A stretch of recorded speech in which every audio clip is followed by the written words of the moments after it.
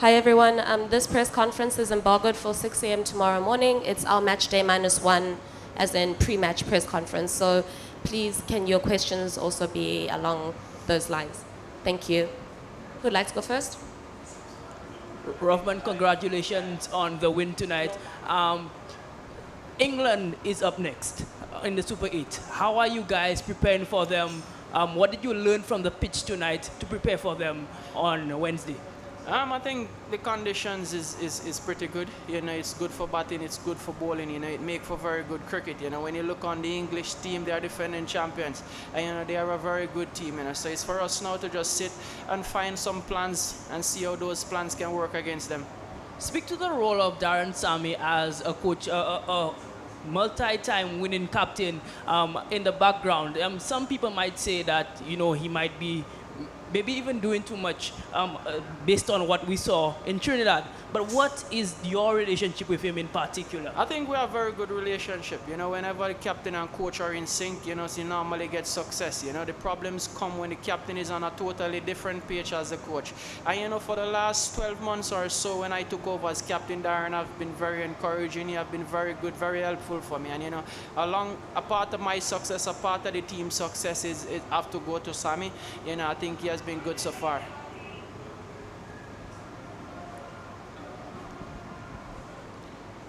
Skipper, when you look at the game coming up on Wednesday, obviously you made a couple of changes this evening, one somewhat forced, obviously, but Oben McCoy in particular coming in with a fiery spell, giving you a little bit of a selection headache? Yeah, definitely. It's always good. It's always encouraging when you give guys an opportunity and they take the opportunity.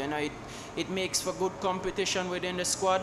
And it's for us as a selection panel, myself, the coach, and the chairman as selectors to actually sit down and try to find the best combination. It's good that guys are putting themselves up and make it a little bit difficult to pick the team. Just one more for me. You spoke pre-game about Johnson Charles, potentially coming good on his home ground. He did so this evening.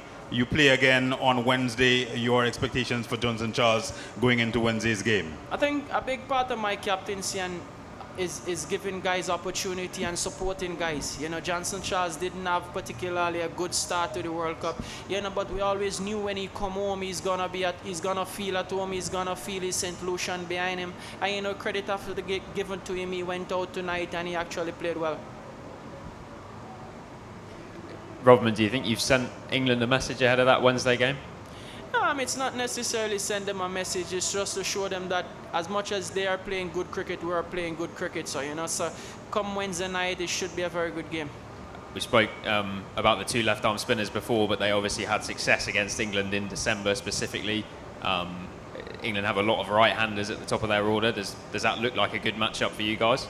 Yeah, definitely. And actually, when we pick the two left-arm spinners, we know that in West Indies conditions, whether the wickets are good or the wickets are bad, they're gonna be handful because they're world class. Hopefully, long may it continue for them to keep doing well for us.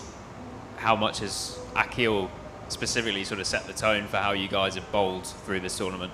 Yeah, he's a very, very integral part, especially for controlling the power play for us. So, he has been doing that good, not just for the World Cup, but before the World Cup. So hopefully he can continue to do that during the duration of the World Cup. You said before this game that St. Lucia is generally 60-40 in favor of the batters. Do you still stick with 60-40 after having seen this pitch? Yeah, definitely. I think it's always been a batting-friendly conditions. It's a fast bowlers actually like bowling here, but I still believe it's 60-40 in favor of batters. If batters get going, it's kind of difficult to stop them. You can see from the innings that Nicholas Pooran played tonight, when good batters get set on a good wicket like this, sometimes it becomes difficult to come up with plans to stop them. And especially considering you're starting your Super 8s on a pitch like this, could there be a tendency of going a bit too hard because you want to make it count? You don't know what the pitches will be like in Antigua and Barbados to that extent? It's just a case of we always knew that St. Lucia was gonna be one of the better wickets to play cricket in the Caribbean. You know, because of our experience during CPL and all the years of playing here. You know, so it's good that we're starting here and actually we play one game on it before the start of the Super 8s. You know, so we're kind of a little bit accustomed to the bounce and accustomed to the wicket. Maybe, hopefully, that would suit us a little bit more than the Englishmen. And speaking of England, like Nicholas just said, he play them pretty much every year. So in T20 cricket, does that even matter? Like, or is it purely just on the day? I think it's on the day. You know, when we play the English guys so often, we play them actually every year. So they know a lot about us, we know a lot about them. It's just that when you're playing the game on the day, whoever get on top have to stay on top for as long as possible.